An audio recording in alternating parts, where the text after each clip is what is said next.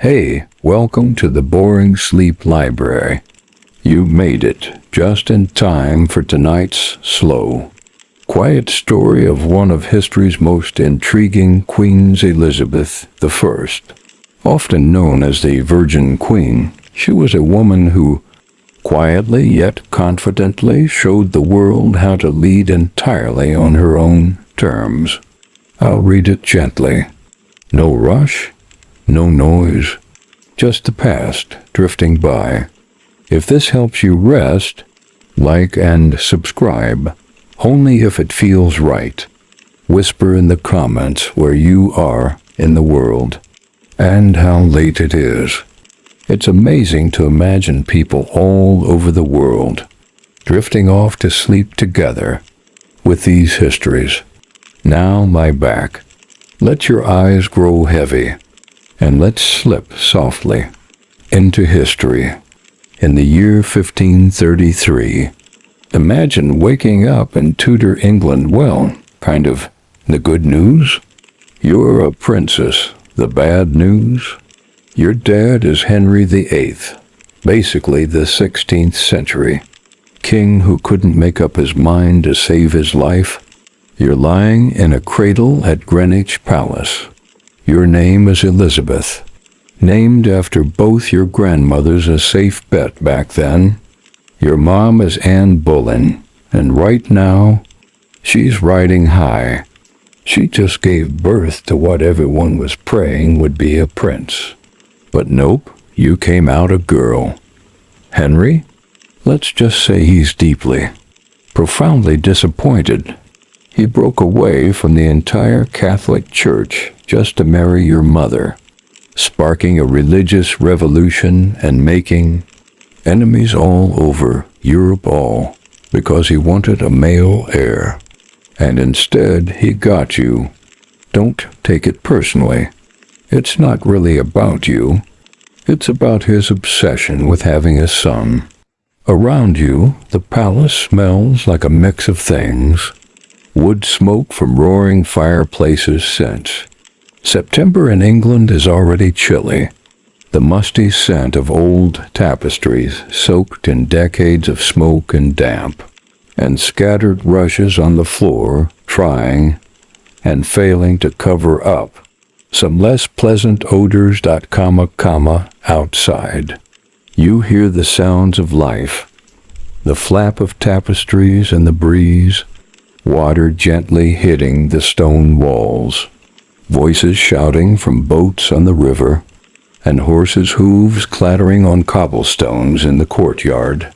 Your world is made of stone, wood and heavy fabrics solid, yet somehow fragile, because here's the thing about being born. In 1533, your status can flip in an instant, and flip it does. You're just 2 years old when everything comes crashing down. 2 years and 8 months, to be exact. Old enough to walk, babble, play, recognize familiar faces, but not nearly old enough to understand why suddenly everyone around you looks scared. Your mother has been arrested. Now, you don't understand any of this yet, you just know. That mom isn't coming to see you anymore. The people who take care of you are whispering. A lot. They keep looking at you with these worried expressions like they're not sure what's going to happen to you, and honestly, they're right to be worried. Your father has decided that your mother is guilty of adultery, treason, basically everything terrible. You can imagine the charges are, well, let's just say most historians think they were completely made up, but your dad wants to marry wife number 3, Jane Seymour, and your mom is in the way, so on. May 19th, 1536. Your mother is beheaded at the Tower of London. You wake up that morning, a legitimate princess. You go to sleep that night as a bastard, because here's how it works. In Henry's mind, if your mother was guilty of adultery, then maybe you're not even his daughter. And if their marriage was invalid, which he's now saying, it was then you were never legitimate in the first place. Poof, just like that. Your place in the royal succession vanishes. Your governess Margaret Bryan doesn't really know what to do with you. She writes to the Royal Council asking for guidance about, well, everything. What should you wear? Should she still treat you like a princess?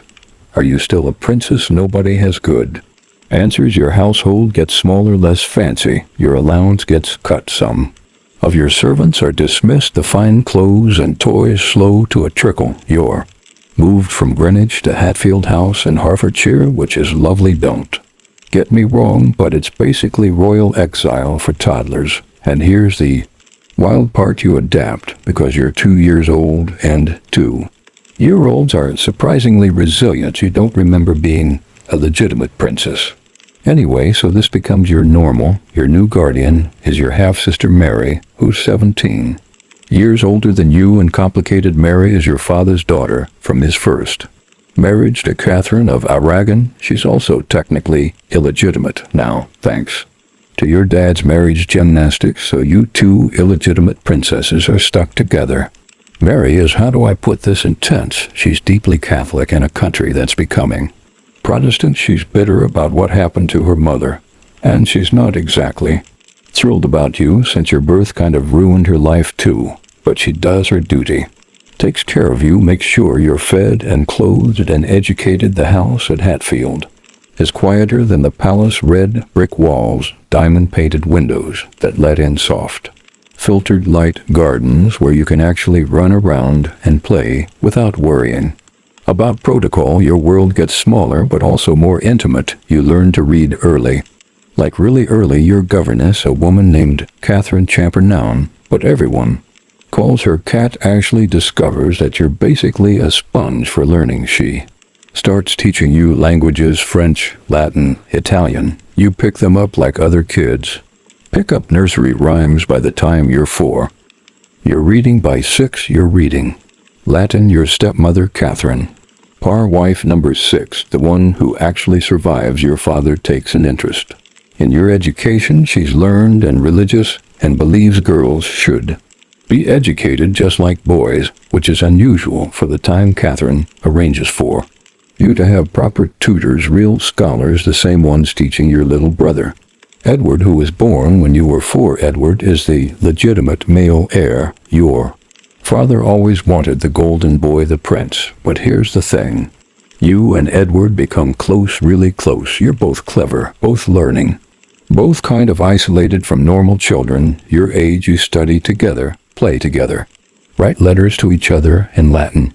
Because, well, why not? Edward is serious and thoughtful, pale, with reddish hair like yours. He's being groomed to be king. From the moment he can walk, you're being educated like a princess, even though you're officially not one.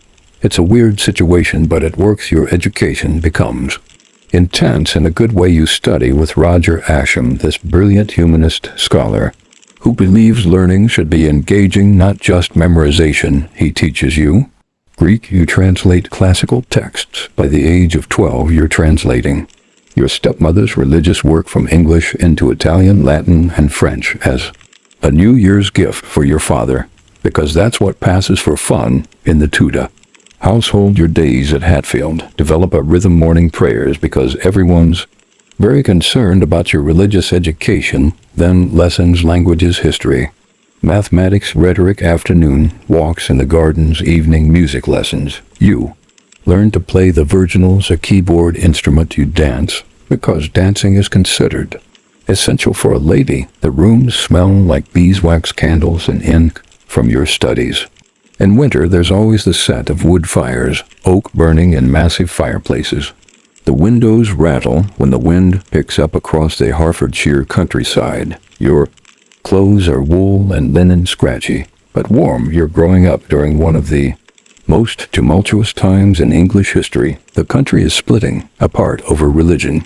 Monasteries are being dissolved. People are choosing sides, Protestant or Catholic, and it's not just a theological debate. People are literally dying over this stuff. Your father's church reforms aren't just about getting divorced. They're reshaping the entire country. The wealth that used to go to Rome is staying in England. The Bible is being translated into English so ordinary people can read it. It's revolutionary. And dangerous. When you're 10 years old, your father does something surprising. He puts you back in the line of succession, third in line after Edward and Mary, still officially illegitimate but acknowledged as his daughter and potential heir. It's like being given back a piece of yourself you didn't even know was missing. But here's where things get creepy. After your father dies in 1547, you go to live with Catherine Parr, your beloved stepmother. She's remarried quickly to Thomas Seymour, the brother of Jane Seymour, your father's third wife. So Thomas is kind of your step-uncle, sort of. Thomas Seymour is handsome, charming, ambitious, and completely inappropriate. He's in his late 30s. You're 14. He starts bothering you, coming into your room early in the morning when you're barely dressed, tickling you accidentally, walking in when you're changing clothes, playing games that make you uncomfortable, but that you don't really know how to stop. You're 14. He's an adult. He's in a position of authority, and you've already learned that the adults in your life can be unpredictable. Catherine catches on pretty quickly. Thank God. She's furious not at you, but at her new husband. She sends you away back to your own household for your own protection, but the damage is done. Rumors start spreading that you're pregnant with Seymour's child. You're not, but rumors in Tudor England can be as dangerous as facts. This is your first real lesson in how vulnerable you are as a woman in this world, how quickly your reputation can be destroyed, how men can take advantage of their power over you. It's a lesson you'll never forget. Thomas Seymour eventually goes too far. He tries to kidnap your little brother, Edward the King, in some harebrained scheme to gain power. He's arrested, tried, and executed. For treason, you're questioned about your relationship with him. Intensely questioned. You're 15 years old, and you have to convince a council of men that you weren't involved in treason, that you weren't seduced, that you weren't pregnant, that you weren't plotting against your brother, the king. You handle it perfectly. You're calm, dignified. You give careful, measured answers that reveal nothing, while denying everything. You show them that you're not some silly girl who can be manipulated. You're a Tudor, and you're learning to think like one. Your brother Edward is king now, but he's just 9 years old. When your father dies, the real power is held by a council of regents, ambitious men who are all jockeying for position. It's messy, dangerous. Everyone's plotting against everyone else. You stay out of it. Keep your head down, focus on your studies, live quietly at your various houses. You're learning patience, caution, how to survive in a world where being royal can get you killed just as easily as it can make you powerful. Edward is brilliant, but sickly, pale, and thin, and coughing too much. You visit him when you can write him letters in Latin and Greek that make him laugh. He's your little brother, your friend, your link to legitimacy. But you can see he's not well, and if Edward dies without children, the crown goes to Mary, your deeply Catholic, increasingly bitter half-sister Mary. And if Mary dies without children, it comes to you, the bastard princess who learned 6 languages, who survived her mother's execution and her father's rejection and Thomas Seymour's inappropriate attention, who's been quietly getting ready for water and the honey-soaked cloth your servants use to cool your forehead. You listen to the news filtering, and Jane has been proclaimed queen in London. Mary is gathering forces in East Anglia. People are choosing sides. It lasts 9 days.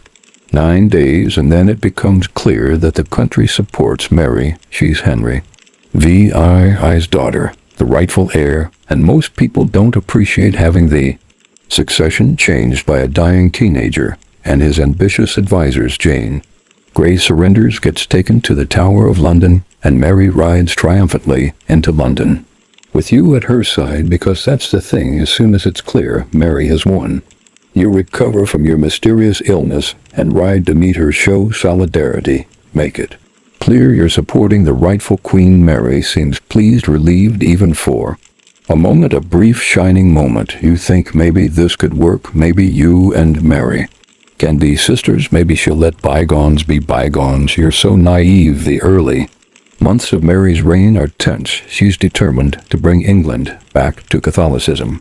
Reverse all the religious changes your father and brother made. Restore the old ways. And you were raised Protestant, educated by Protestant scholars. It's not just your religion. It's your entire worldview. but you're smart. You start attending.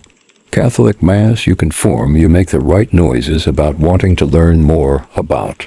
The true faith, you play the part of a confused young woman who needs guidance. It tastes like ash in your mouth. The Mass is in Latin, which you understand perfectly, unlike most people. The incense burns your nose. The ritual feels foreign after years of Protestant simplicity, but you kneel when you're supposed to kneel. Cross yourself at the right moments. Take communion with the prescribed reverence, because you know what happens to people who don't conform. Mary wants to marry Philip of Spain. King Philip, son of Emperor Charles V, and one of the most powerful men in Europe. It's a good match politically. It'll bring England into Spain's sphere of influence and help Mary restore Catholicism. But the English people hate it, really hate it. They don't want a foreign king, don't want to be dragged into Spain's wars, don't want England to become a Spanish satellite, and they definitely don't want to see England's independence sacrificed for Mary's religious goals. So they rebel. Thomas Wyatt, son of the poet, leads an uprising in Kent. His plan is to prevent Mary's marriage to Philip, remove Mary from the throne, and put you in her place. You know nothing about this, nothing. You're at court, trying to stay out of trouble. When word comes that Wyatt is marching on London, with your name on his banners, your blood turns to ice water. Mary summons you. Her face is like stone, her eyes hard and suspicious. She asks if you knew about Wyatt's rebellion, if you supported it, if you encouraged it. You didn't, but that doesn't matter in Mary's mind and everyone's mind. You're the obvious alternative to her rule, the Protestant princess who could unite all the opposition to her policies. You deny everything calmly, clearly, with just the right amount of her confusion. How could she think you would betray her? You're her loyal sister. You want nothing but to serve God, and your Queen Mary doesn't believe you. On March 18th, 1554, you're arrested and taken to the Tower of London, the same tower where your mother died 18 years ago. The barge ride down the Thames is the longest journey of your life. Gray stone walls rising from the dark water, ravens circling overhead like omens, the sound of oars cutting through the murky river, each stroke taking you closer to the place where royal heads get separated from royal shoulders. You enter through the same gate your mother used, Traitor's Gate. They call it the Water Gate, where all the doomed prisoners arrive. Your hands are shaking. You can't help it, but you keep your chin up, your expression calm, because you know people are watching, judging, looking for signs of guilt or fear. You're assigned to the bell tower, better than the dungeons, but still a prison. Stone walls thick enough to muffle screams, a narrow window that shows you a slice of sky, a bed with straw mattress and rough woolen blankets that smell like previous occupants, and you try not to think about what happened to them. The days crawl by. No one tells you anything, no formal charges, no trial date. Just waiting, wondering if today will be the day they come for you. You wake every morning to the sound of ravens' harsh guttural calls that echo off the stone walls. Your cell is cold, always cold. Even though it's spring, the dampness seeps into your bones, your breath fogs in the morning air. You're given books to read, which is a mercy. You lose yourself in Greek text, translations of classical works, anything to keep your mind occupied. Your meals come on wooden trenches. Thin girl for breakfast, bread and cheese at midday, whatever scraps they can spare for the evening.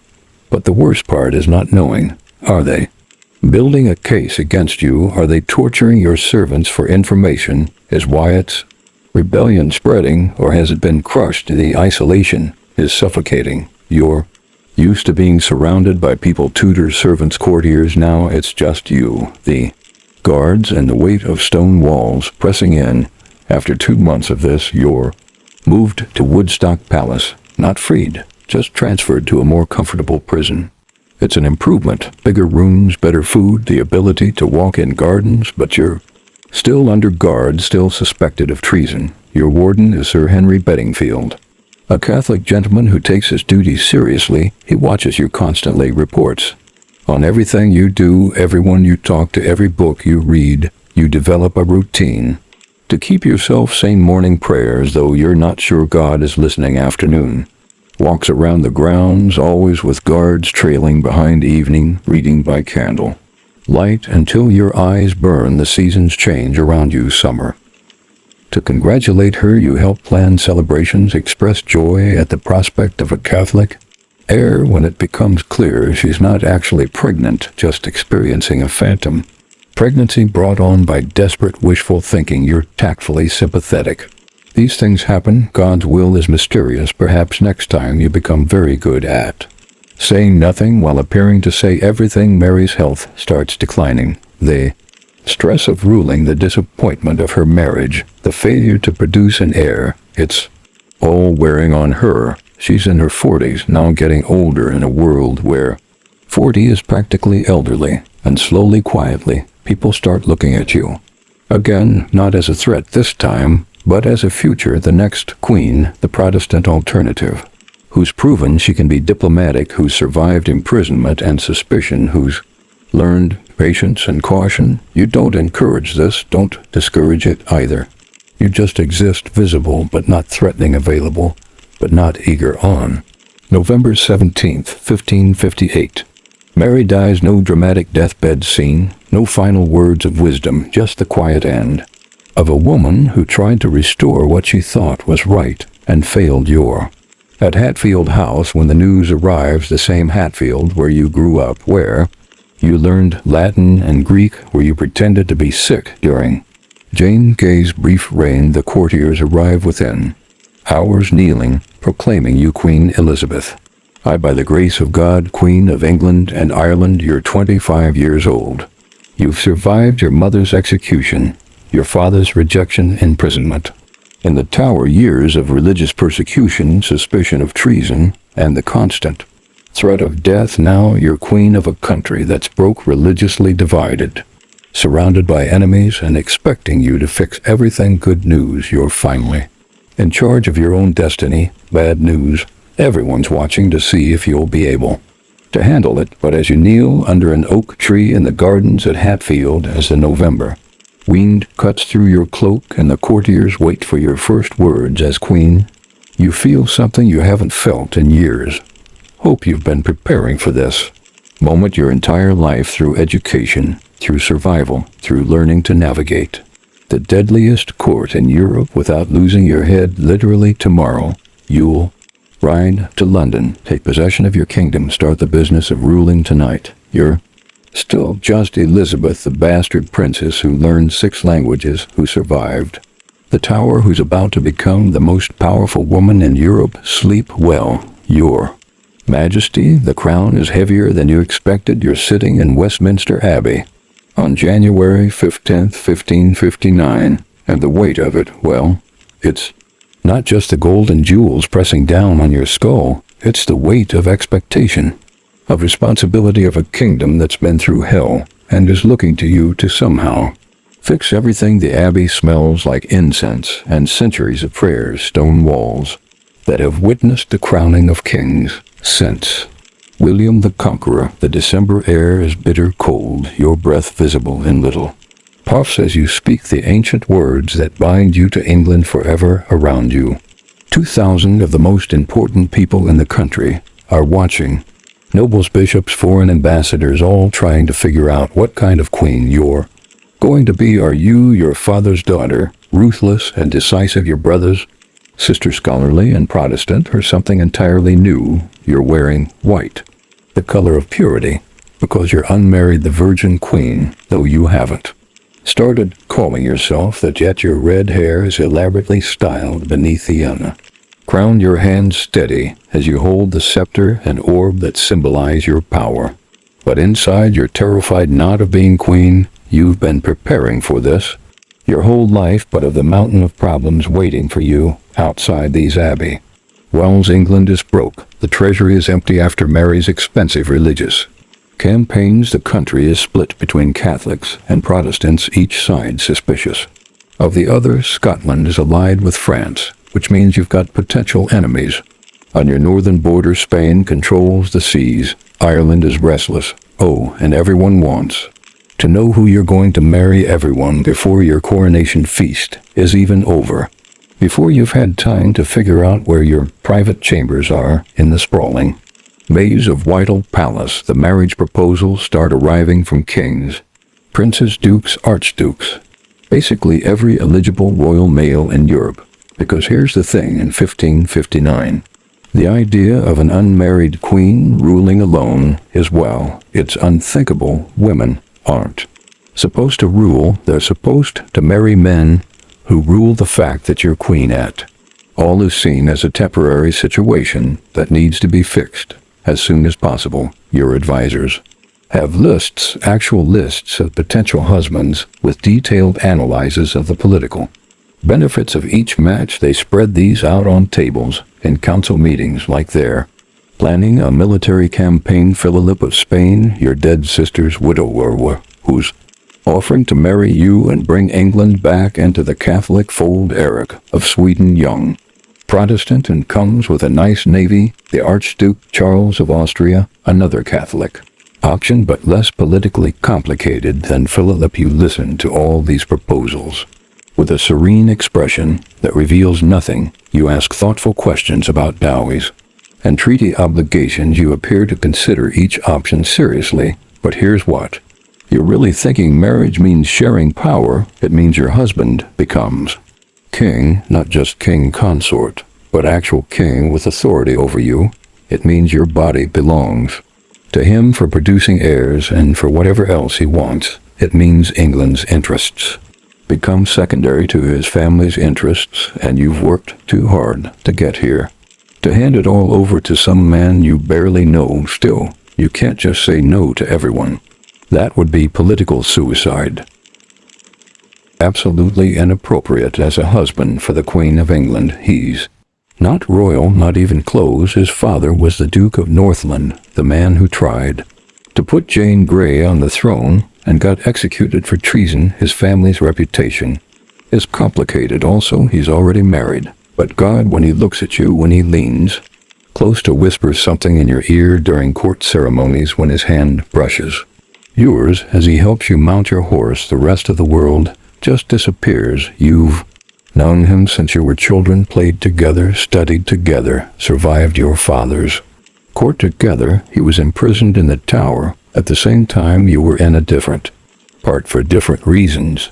But you both know what those stone walls feel like. There's something between you, has been for years, a connection that goes deeper than politics or protocol. When you're with Robert, you're not the queen, you're just Elizabeth, the girl who learned Latin to impress her tutors, who survived her mother's execution and her sister's suspicions, who laughs at his jokes and trusts him with secrets she tells no one else. Your privy council hates him. William Seal, your chief advisor, a brilliant, cautious man who's devoted his life to serving the Tudor monarchy, watches Robert with barely concealed suspicion. Seal knows that Robert wants to be king, not just the Queen's husband, but actual king, and Seal knows that would be a disaster for England. The foreign ambassadors hate him too. They report back to their masters that the Queen of England is besotted with an unsuitable Englishman, that she's making decisions based on her heart instead of her head, that she's weak and easily manipulated.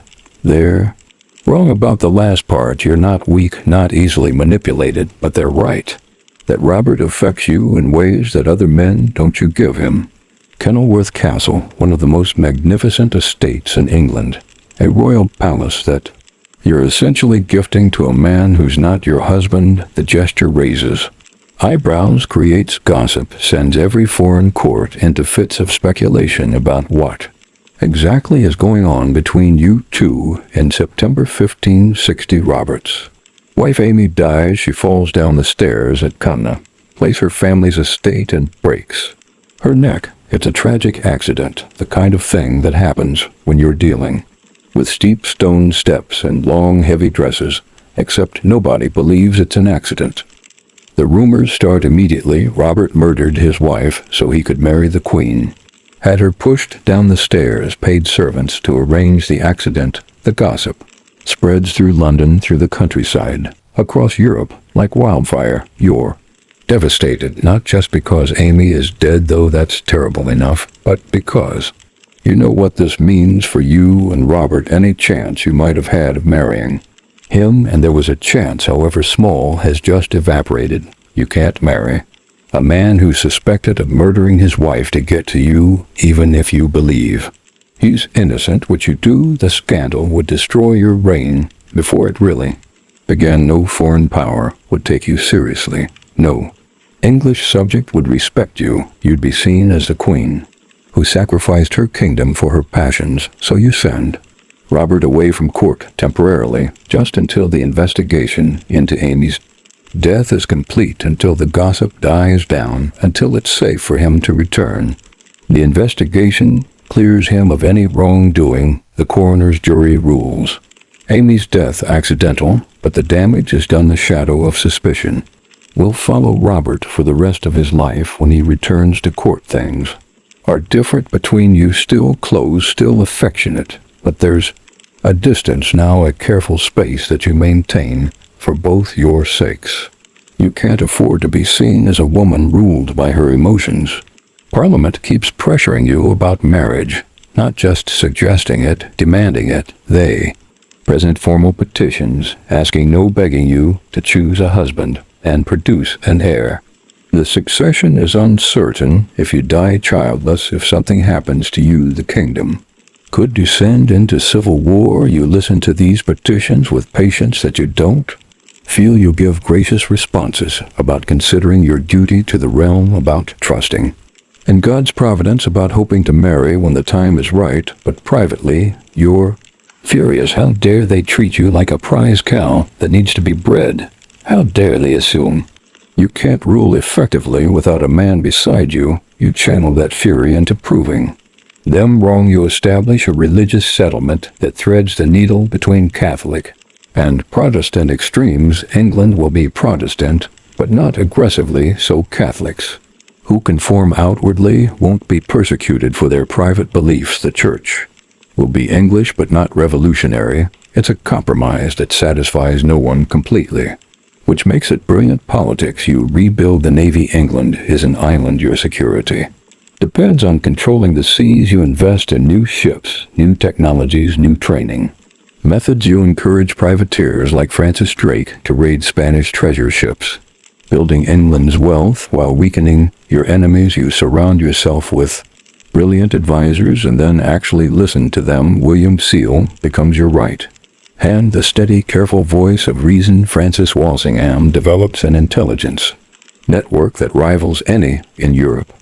You learn to balance competing interests, to play different factions against each other, to be decisive when you need to be and patient when that serves you better. You also learn to use your unmarried status as a weapon every time England needs an alliance.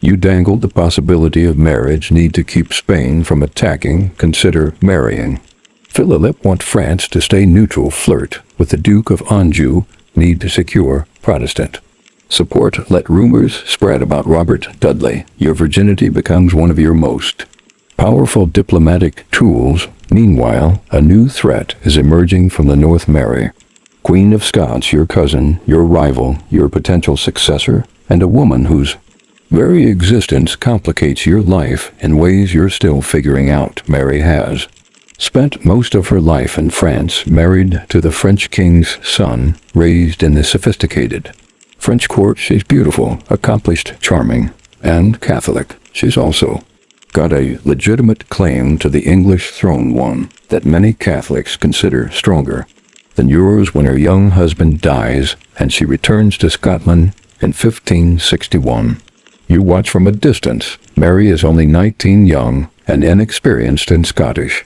politics. Scotland is controlled by Protestant lords who don't trust their Catholic queen. It's a volatile situation. You try diplomacy first, suggest that Mary marry Robert Dudley. You're Robert in a scheme that would solve multiple problems at once. Mary would get a Protestant husband acceptable to her lords. Robert would get a crown, just not yours, and you'd have a friendly neighbor to the north instead of a potential enemy. It's a brilliant solution that everyone hates. Mary is insulted by the suggestion that she marry your cast-off favorite Robert is hurt that you're trying to ship him.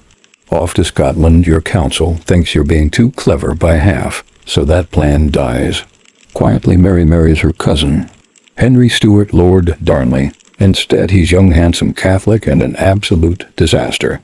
Weak, vain, jealous, and prone to violent rages within months, Mary realizes she's made a terrible mistake. Darnley becomes obsessed with the idea that Mary is having an affair with her secretary, David Rizzio. It's probably not true, but Darnley doesn't care about truth. He cares about his wounded pride. In March 1566, Darnley and a group of Scottish lords drag Rizzio from Mary's private chambers and stab him to death, 56 wounds in front of Mary, who's 6 months pregnant at the time the news reaches you at Greenwich Palace.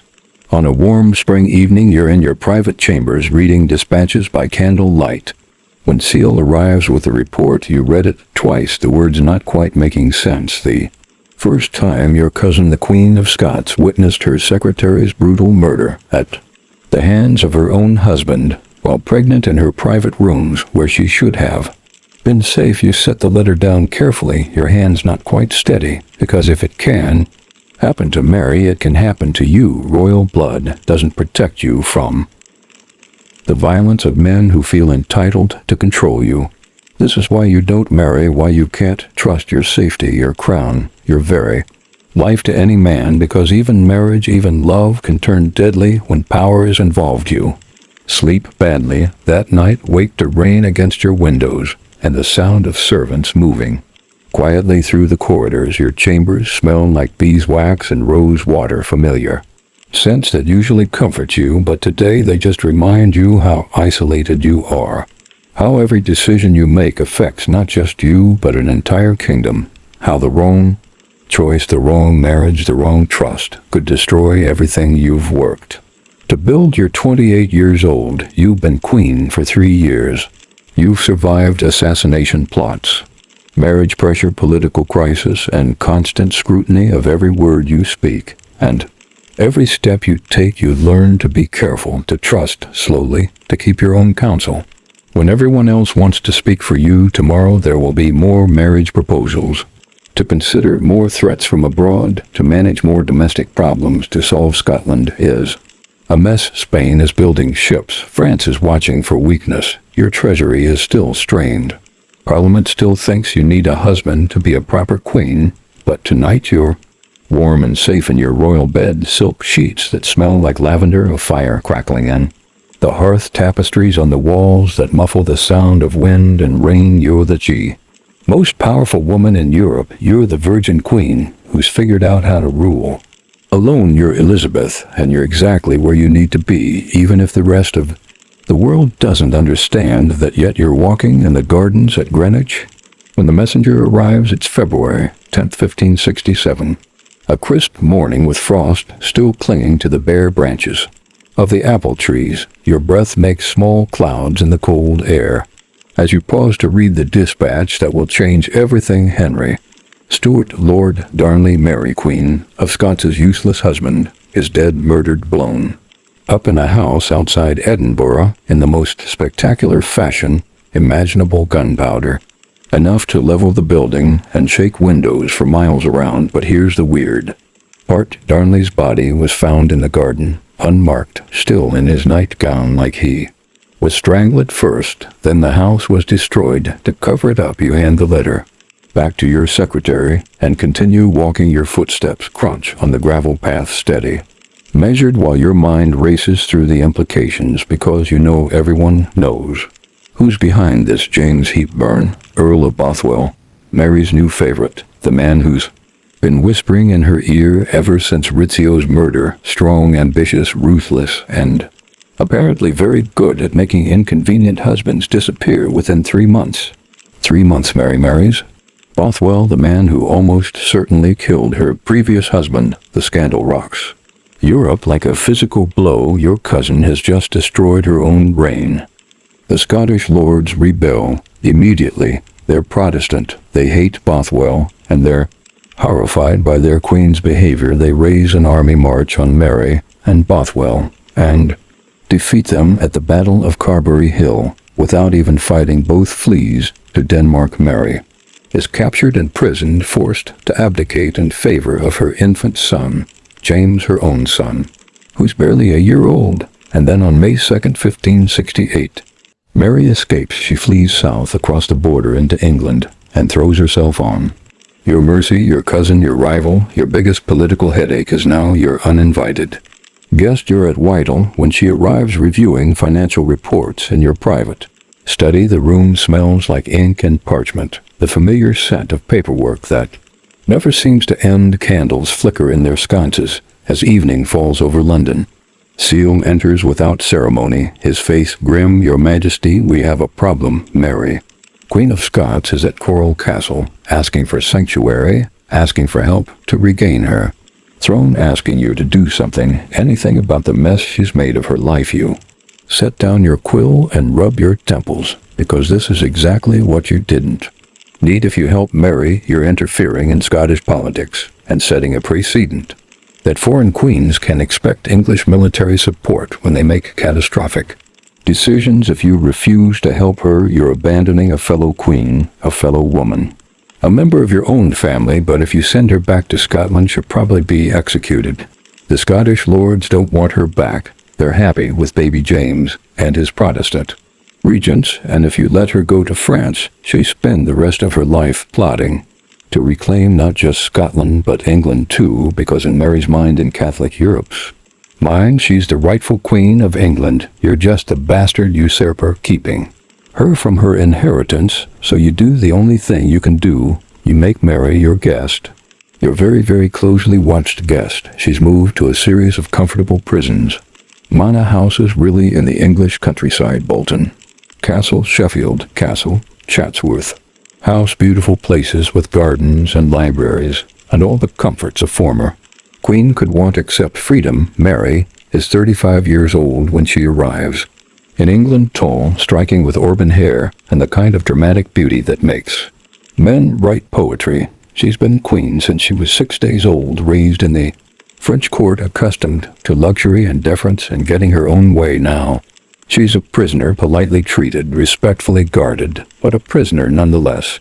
And she's going to be your problem for the next 19 years, because Mary doesn't accept her situation quietly. She plots constantly, letters smuggled out in wine barrels, messages hidden in book bindings, coded communications with Catholic supporters across Europe. She becomes the center of every conspiracy against your throne. The first serious plot comes in 1569. The northern is Catholic nobles who've never really accepted your religious settlement rise in rebellion. Their plan is to rescue Mary, marry her to Thomas Howard, Duke of Norfolk, and put them both on the throne as joint rulers. You crush the rebellion without breaking a sweat. Your spy master, Francis Walsingham, a thin, intense man with eyes like a hawk, has agents everywhere. He knows about the plot almost before the plotters do. Norfolk ends up in the Tower. The northern ears flee to Scotland. Their followers are executed, hanged in marketplace squares as examples to anyone else who might think rebellion is a good idea. Mary claims she knew nothing about any of it, absolutely nothing. She's shocked that anyone would use her name for such purposes. You don't believe her for a second. The problem is that as long as Mary lives, she'll always be a focus for Catholic opposition. Every discontented noble, every foreign power, every person who thinks you're illegitimate or heretical or just doesn't like your policies can rally around her.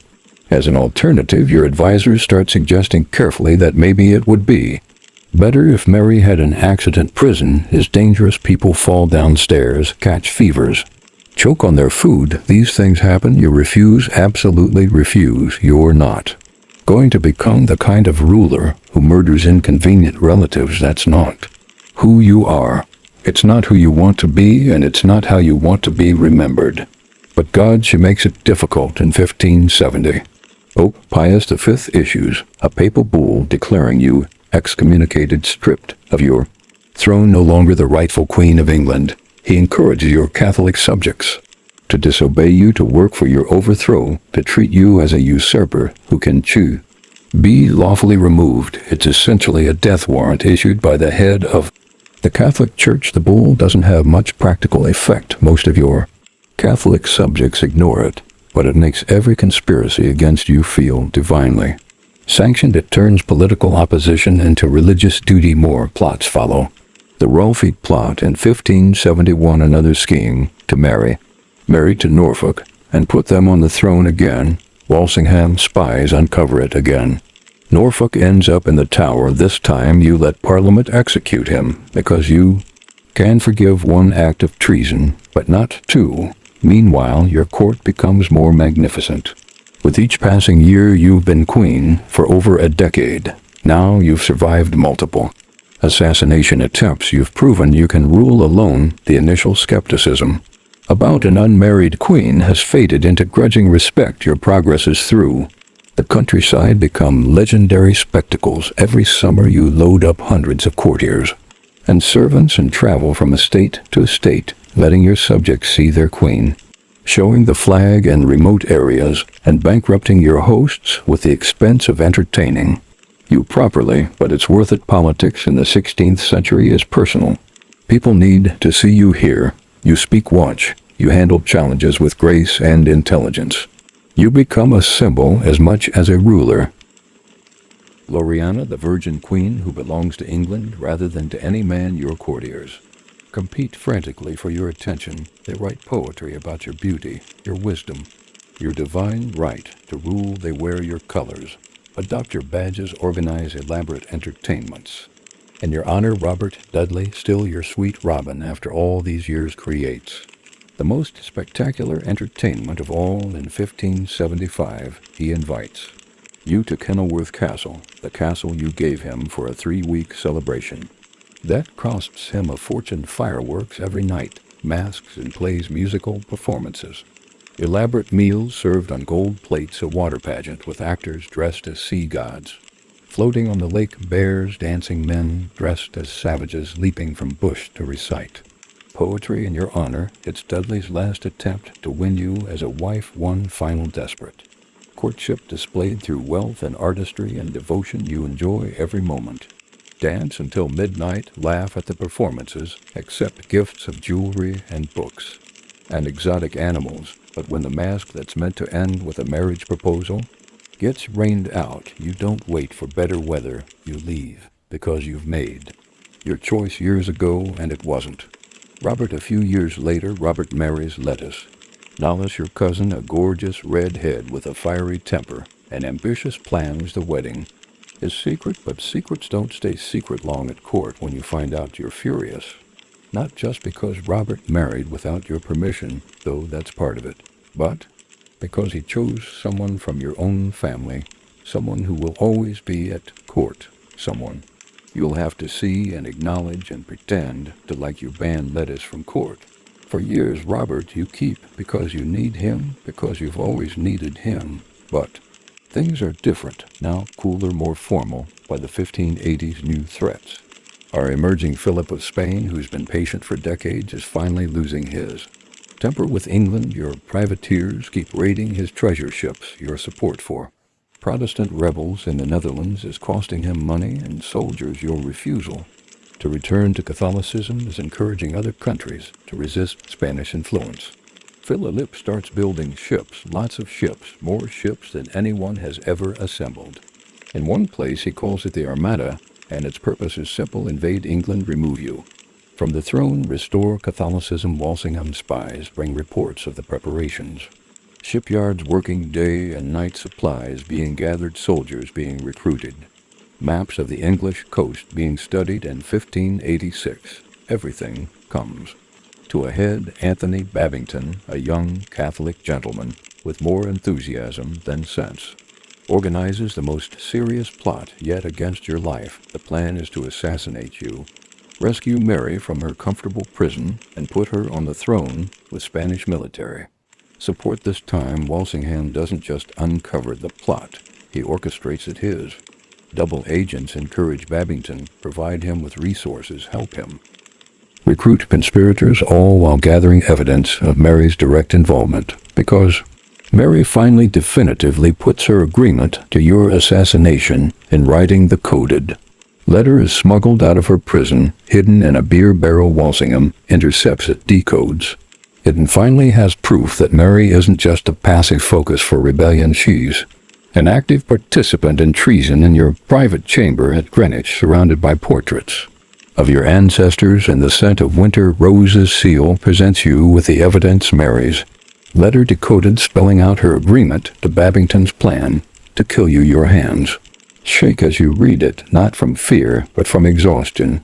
19 years of this, 19 years of plots and conspiracies and attempts on your life, all swirling around your cousin who claims to be innocent. While writing letters authorizing your murder, Parliament demands Mary's execution. Your people demand it. Your advisors demand it after 19 years of showing mercy, of taking the moral high ground, of refusing to become a killer of queens. Everyone wants you to finally end this. The trial is a formality. Mary is guilty. The evidence is overwhelming. The sentence is death, but signing the warrant, actually putting your name to a document that will result in another queen's execution. That's the hardest thing you've ever done. You delay for months, find excuses, hope for alternatives, because once you cross this line, once you execute Mary, there's no going back. You'll be the queen who killed her cousin, the ruler who beheaded a fellow monarch, but Mary's letter keeps haunting you. Your assassination planned in detail, approved in writing. How many more plots will there be if she lives? How many more attempts on your life? Finally, reluctantly, with a heavy heart and shaking hand, you sign the death warrant. Mary, Queen of Scots, is executed at Fotheringhay Castle on February 8, 1587. She dies bravely, wearing red, the color of Catholic martyrdom. Her final words are prayers in Latin, commending her soul to God. When news of the execution reaches Philip of Spain, he stops building ships and starts launching them. The Armada is coming, 130 ships carrying 30,000 men, the largest invasion force ever assembled against England. Philip's response to 19 years of English defiance and his revenge for Mary's death. You're 54 years old. You've been queen for almost 30 years. You've survived your mother's execution, your father's rejection, imprisonment in the Tower, religious persecution, countless marriage proposals, endless assassination plots, and the moral anguish of executing your own cousin. Now, you face the greatest test of your reign. The mightiest empire in the world is coming to destroy you, to remove you from the throne, to undo everything you've built. But you're Elizabeth Tudor. You're the daughter of Henry VIII and Anne Boleyn. You're the queen who learned to rule alone, who turned her weaknesses into strengths, who built a navy and a nation that can stand against any enemy, and sent drifting into the crowded Spanish anchorage in the middle of the night, not to sink ships, but to panic them, force them to cut their anchor cables and flee into the darkness. It works perfectly. The Spanish fleet scatters in chaos, ships colliding in the dark, anchor cables cut in desperation. The tight formation that protected them for a week, broken apart by fear of floating bombs. At dawn on August 8th, your fleet attacks the scattered Spanish ships off Grave lines. This time, there's no formation to protect them, no unified response, just individual ships fighting for their lives against your faster, more maneuverable vessels. The English guns speak with thunder that echoes across the channel. Smoke drifts over the water like fog. Spanish ships, massive galleons that looked invincible just days ago, are battered into floating wreckage. The Spanish commander, the Duke of Medina Sidonia, makes the only decision. He can retreat, sail north around Scotland and Ireland, try to reach Spain with whatever ships survive the Armada. Philip's great enterprise, his answer to decades of English defiance, limps away from the English coast like a wounded animal. But you don't know the outcome, yet not while the battle is raging, not while Spanish soldiers might still land on English beaches. So you do something unprecedented, something that will echo through history books for centuries. You go to Tilbury, the army camp where 20,000 English soldiers are waiting just in case the Spanish break through your naval defenses, where your people, your subjects, your soldiers need to see their queen. You arrive on August 9th, wearing a silver breastplate over a white velvet dress, a ridiculous combination that shouldn't work, but somehow does armor that proclaims you're ready to fight, feminine dress that reminds everyone you're a woman doing what queens aren't supposed to do. The soldiers cheer when they see you really cheer, not the polite applause of courtiers, but the raw enthusiasm of men who are genuinely happy to see their monarch sharing their risks. You ride among them on a white horse, talking to captains, thanking sergeants, letting common soldiers see that their queen isn't hiding in some palace while they face danger. And then you give the speech, standing before thousands of armed men, your voice carrying across the camp in the summer air. You speak words that will be remembered as long as English is spoken. My loving people, I know I have the body of a weak and feeble woman, but I have the heart and stomach of a king, and of a king of England too. The soldiers roar approval. These men who are prepared to die for you now, certain they're serving a queen worth dying for. I think foul scorn that any prince in Europe should dare to invade the borders of my realm. More cheers, because you're not just promising to defend England, you're taking it personally. This isn't just politics. It's an insult to your honor, an attack on your family.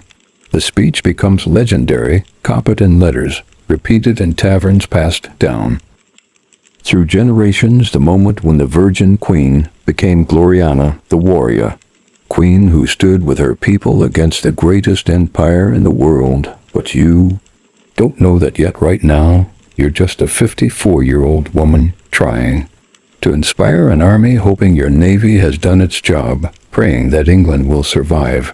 The next few days, the news comes gradually. Spanish ships scattered and damaged, struggling around the Scottish coast, storms battering what's left of the fleet ships. Wrecked on Irish beaches, survivors struggling ashore, only to be killed by hostile locals. Of the 130 ships that left Spain, only about 60 make it home.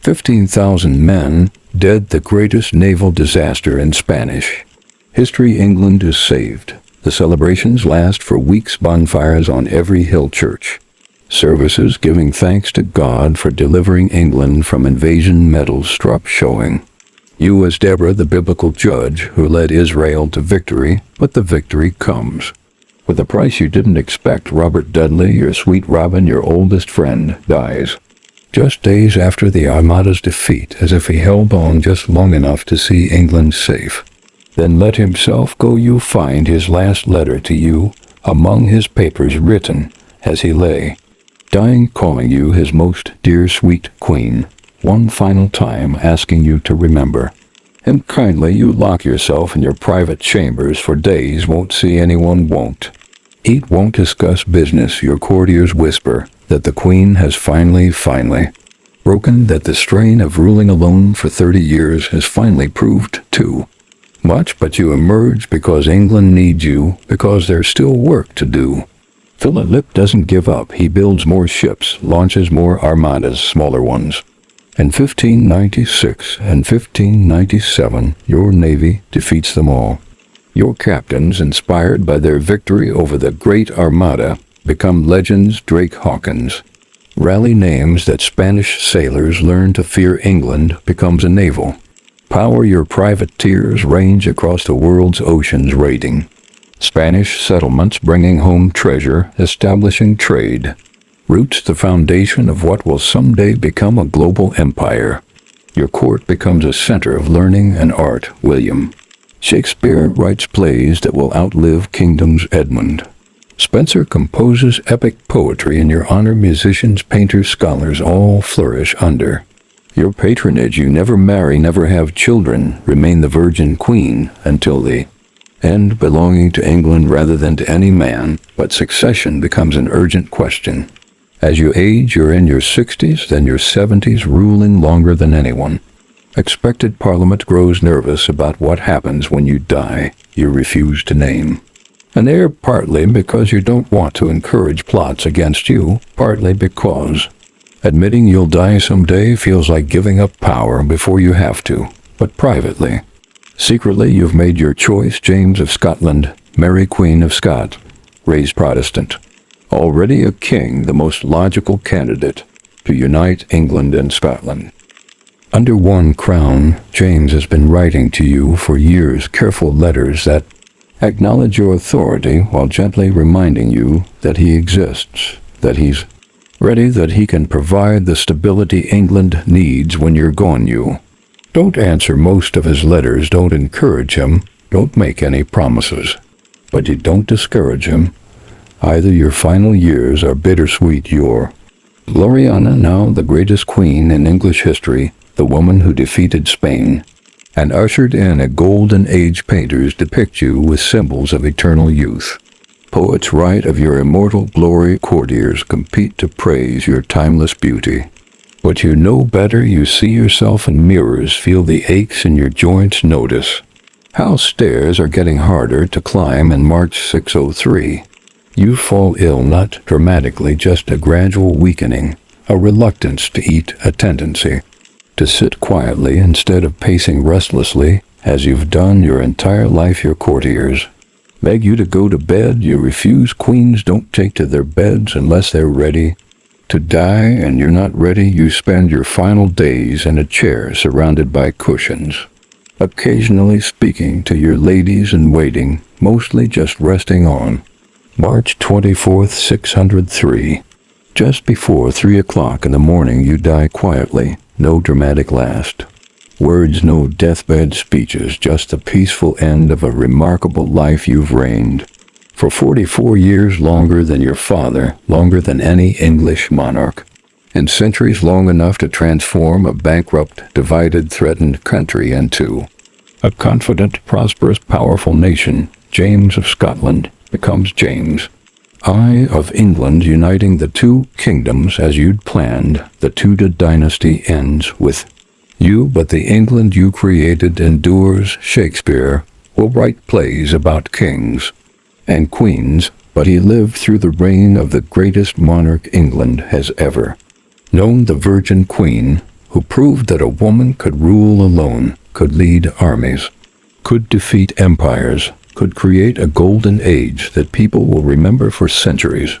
Your story becomes legend. The bastard princess who survived everything Tudor England could throw at her, who turned her weaknesses into strength, who made her virgin status a source of power rather than shame, who faced down the Spanish Armada with a speech that still gives people chills. But tonight, as you listen to this story from whatever comfortable bed you're lying in, remember that Elizabeth was human too, a woman who felt fear and loneliness and doubt, who made hard choices with incomplete information, who sometimes lay awake wondering if she was doing the right thing. She succeeded, not because she was perfect, but because she was persistent, because she learned from her mistakes, because she surrounded herself with good people and actually listened to them, because she put England's interests ahead of her own, even when that meant staying unmarried, even when that meant executing her cousin, even when that meant facing the greatest invasion force in European history. Why it sucked to be a Roman apartment dweller. Imagine yourself in the year 118 AD. You're not a senator, not a merchant, not a soldier or scholar. You're just one of the countless thousands who call Rome home, not the grand Rome of triumphal arches and marble colonnades. No, your Rome is a creaking, smoke-choked tenement, stacked 4, 5, even 6 floors high, wedged between butcher stalls and bathhouses. You live in an insula, literally island, but not of calm. It's a rickety apartment block of timber and brick, built hastily, cheaply, and carelessly. The walls are thin, the staircases narrow, twisting, and often crumbling. Fires break out, frequently collapses. Not uncommon. Let's begin with your morning. Your eyes open to the smell of smoke and stale urine. The chamber pot in the corner has not yet been emptied. Your bedding is straw, matted and coarse, crawling with a soft crackle of unseen lice. The walls around you weep with damp. Plaster flakes away in patches, revealing mold and the scratchings of past tenants. You share this room barely 10 feet wide with your spouse and 2 children. There's no door separating you from the hallway, only a cloth draped over the opening. Privacy is a luxury. There's no plumbing, no kitchen, no private bath. The only water source is the public fountain 3 streets over. And if you want hot water, you'll need to purchase a ladle of it from the local bathhouse attendant. But first you need food. You descend the stairs carefully. They're steep, slick with moisture, and worn smooth in the center from generations of sandaled feet. You pass neighbors already bickering. A woman struggles to carry down a basket of laundry. Another yells at a child for dropping a fig. The street below is already loud. Vendors shout in sing-song cadence. The butcher is hacking at bones. Somewhere nearby, a smith hammers iron. A man passes dragging a cart. Flies buzz. Rats scurry between piles of refuse. There are no garbage collectors. The detritus of Rome bones, broken pots. Human waste accumulates in alleyways. You eat sparingly.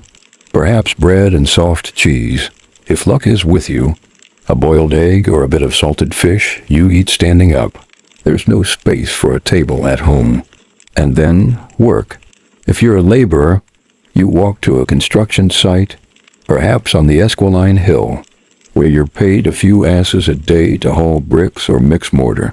Your body aches by noon. You sweat in wool. Dust coats your tongue. You drink water from a shared amphora, hoping it hasn't gone stagnant. If you're a laundress, your job is worse.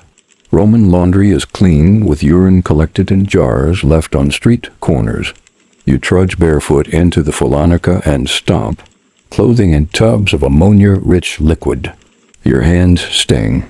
The smell lingers for days. If you're lucky enough to have a trade, perhaps, cobbling sandals or mending tunics, you crouch in a dark stall barely larger than your body, stitching by the light of a single oil lamp. Come evening, you trudge back home. You pass taverns with drunks spilling out into the road. Fires flicker from clay lamps. Someone is arguing loudly about money or a missed delivery. Smoke from cooking stalls burns your eyes. At the entrance of your insula, a dog lies curled up, ribs showing. You climb back up those stairs, slowly, carefully. Your room is hotter now, the heat of the day trapped inside. The shared walls echo with the sounds of other tenants. A baby crying, a couple arguing, the occasional crash. You prepare a small evening meal if you have anything left. Some boiled lentils, a bit of olive oil, perhaps some wine cut with water to dull the ache in your legs. There is no bath at home. If you have a few coins, you may squeeze into the therme before it closes, joining dozens of others in tepid water, surrounded by sweat, soap, and gossip. Then it's back to bed, or rather, the pile of straw you share with your family. The night brings no peace. There are no windows. The air is stale. The building groans in the wind. A fight breaks out downstairs. You hear shouting, a crash. You pull the blanket tighter and hope the ceiling doesn't leak or worse collapse. Tomorrow will be the same climb, the same smoke, the same aching repetition of a life lived just above survival. You are not a hero of Rome, not a name carved in marble. But without you, without thousands like you, Rome would not rise. You are the mortar between the stones, forgotten, but essential. And so you sleep in your crumbling insula, dreaming perhaps of fresh air, of quiet, of something softer than the city's endless noise. But tomorrow, you rise again. Now that we've walked the streets of Rome through the eyes of the everyday, let us shift our gaze to a man who lived not in a cramped insula, but in the world of senators and scribes. A man whose weapon was not the sword, but the spoken word. A man whose life so brilliant, so burdened rose high above the forum. only to be quietly undone by the very politics he cherished. Marcus Tullius Cicero, not born into nobility, but into ambition. He entered the world in 106 BC, in a modest but comfortable home in Arpinum, a provincial town nestled in the hills of central Italy. His family was equestrian, wealthy enough to own land, but not of senatorial rank. In Rome, this meant you had potential, but not power. Cicero, however, had something rare, an appetite for words. As a boy, he studied Greek and Latin under the finest tutors his family could afford. He devoured philosophy, practiced rhetoric, and learned to speak with a clarity and poise that would one day move the Senate to silence or uproar. Imagine him now, a young man barely 20, pacing the colonnades with a scroll in hand, rehearsing his speeches aloud, observing the orators in the forum, noting their gestures, their pauses, the cadence of their appeals. He made his name not on the battlefield, but in the courtroom. In 80 BC, Cicero took on the defense of Sextus Roscius, a man falsely accused of parricide. It was a bold move. The real culprit was politically connected. But Cicero, with carefully layered arguments and subtle rhetorical jabs, exposed the conspiracy and won the case. It was risky. It was clever. It worked. Cicero became the rising star of Roman law. But ambition never sleeps. He climbed Rome's political ladder slowly, diligently. Quaestor, then aedile, then praetor. At each level he played the game, currying favor, making speeches, avoiding scandal. He aligned himself with the Republic, its ideals, its traditions. He saw Rome not as a playground for generals, but as a temple of law and order. In 63 BC, he reached the summit, consul of Rome. A new man, the first in his family to achieve this honor. That year, Rome was tense. Whispers of conspiracy floated through the marble halls. A senator named Catiline was rumored to be plotting a coup. Cicero uncovered it, publicly denounced it, delivered a series of speeches *, the Catilinarian orations *. That became legendary. He had Catiline's conspirators executed without trial. A decision praised by some, feared by others. He called it justice. Others called it dangerous. After his consulship, Cicero expected gratitude. Instead, he found himself politically isolated. Julius Caesar rose. Pompey returned from the east. Crassus, with his wealth, pulled strings. Cicero was caught between giants. In 58 BC, under pressure from Tribune Clodius, Cicero was exiled. Not by war, not by scandal, but by paperwork. He spent over a year wandering the provinces, writing letters full of despair and yearning. His home was confiscated, his name quieted, but he returned, not in triumph but in persistence. He threw himself into writing, philosophy, rhetoric, treatises on friendship, duty, the nature of the gods. He believed, perhaps naively, that words could save Rome. Then came the Civil War. Caesar versus Pompey. Cicero sided with Pompey, out of principle. When Caesar won, Cicero survived. Caesar spared him, out of respect, or strategy. But then Caesar fell, assassinated on the Ides of March. And Cicero, old but still sharp, tried once more to steer Rome back to the Republic. He opposed Mark Antony, delivered a final volley of speeches ***, the Philippics ***, calling Antony a tyrant, a drunk, a threat to liberty. It was brave. It was fatal. In 43 BC, Cicero was declared an enemy of the state. As he attempted to flee, assassins caught up with him on a coastal road. He did not resist. They severed his head and hands, displayed them in the forum, a warning, or perhaps a final grotesque applause, and so ended the life of Rome's greatest orator.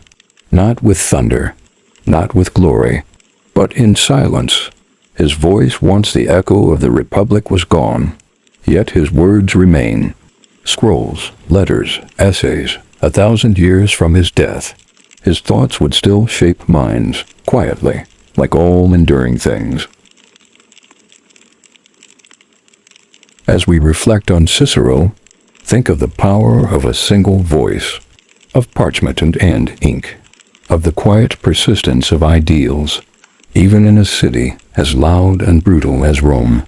As the dust of Cicero's life settles into memory, and the murmurs of the Senate fall quiet, we shift once more, this time, beneath the city, beneath its marble facades and bustling forums, beneath the noise, the light, the laws, lies something older, quieter, and far more mysterious.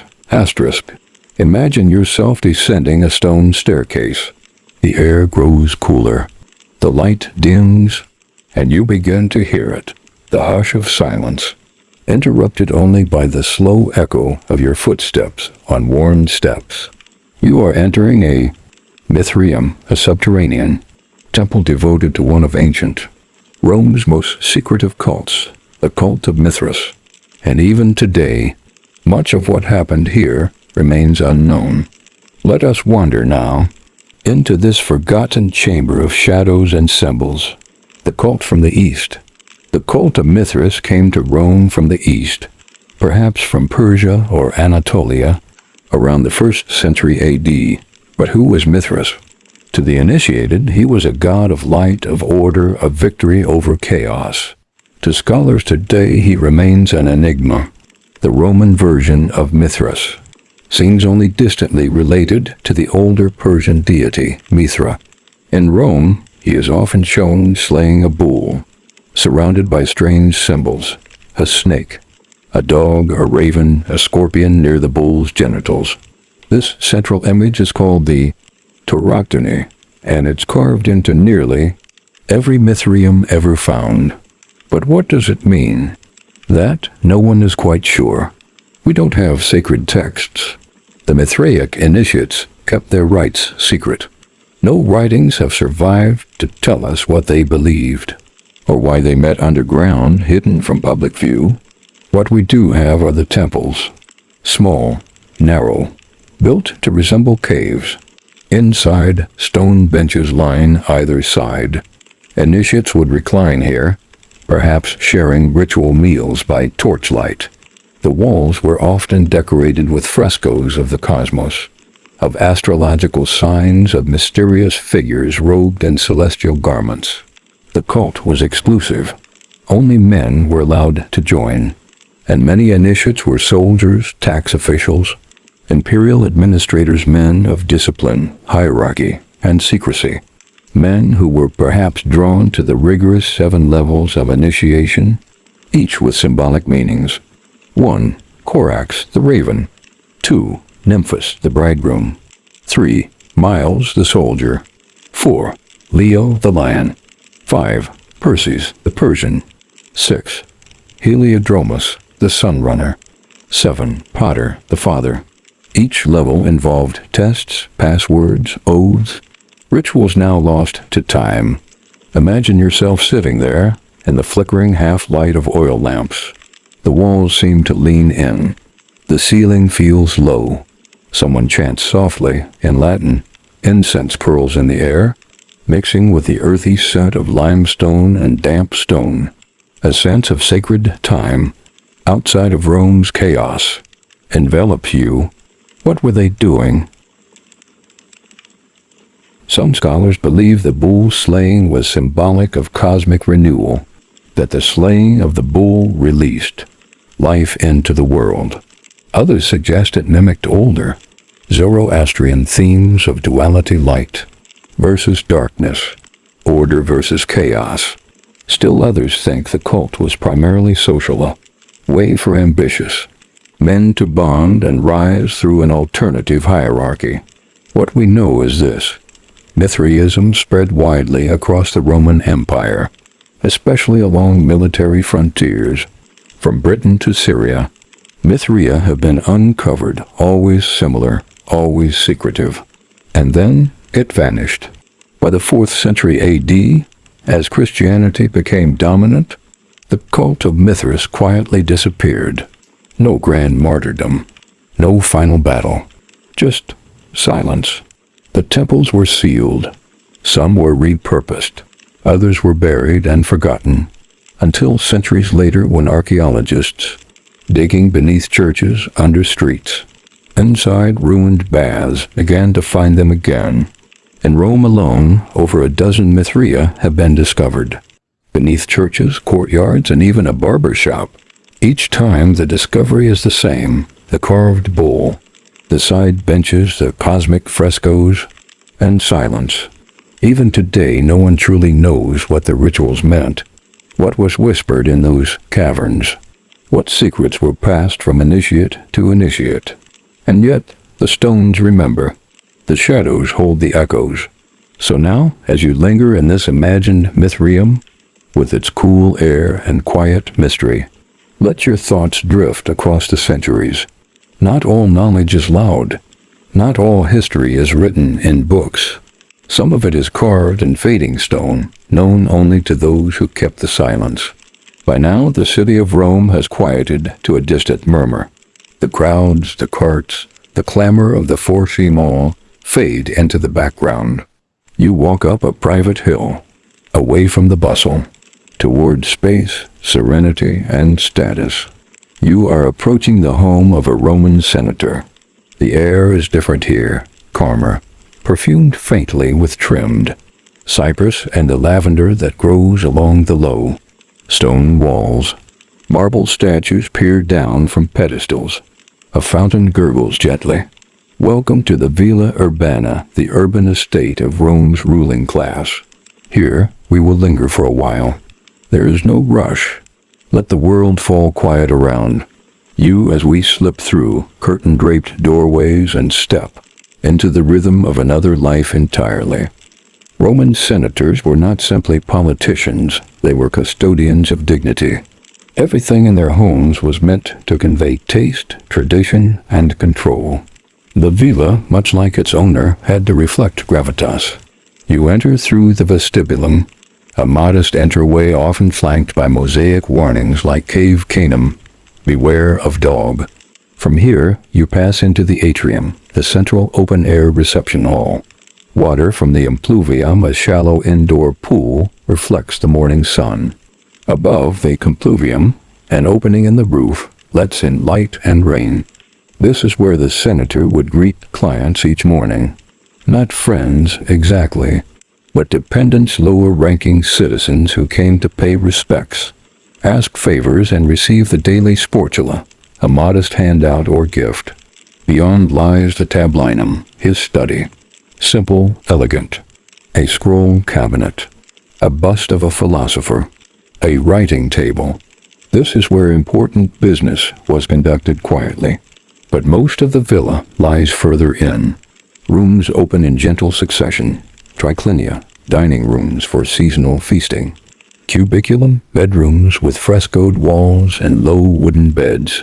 Walkways lined with smooth, pebbled floors lead you to the peristyle. Columned garden at the heart of the home. Here, olive trees grow in carved stone planters. Birds chirp softly. A slave sweeps dust from the pathways. The senator may be reciting poetry aloud to no one, or quietly instructing his Greek tutor on a philosophical nuance, or simply sitting, hands folded, while contemplating the wind through the leaves. This was a life curated not for action, but for impression. From the outside, the senator's world looks peaceful, controlled, elegant, but power in. Rome was never truly secure. Beneath the calm surface flowed constant tension. Each day brought subtle calculations: whom to support in Senate debates, which political alliances to maintain, what news might come from the provinces. A wrong word, a failed favor, or a change in imperial favor could mean demotion. Or worse. Imagine lying on a carved wooden couch, sipping diluted wine, as a guest casually comments on the emperor's mood that week. Everything is quiet, but everyone listens. The gardens may hum with bees. The fountains may sing. But behind every gentle step in the colonnade lies a question. Am I still safe?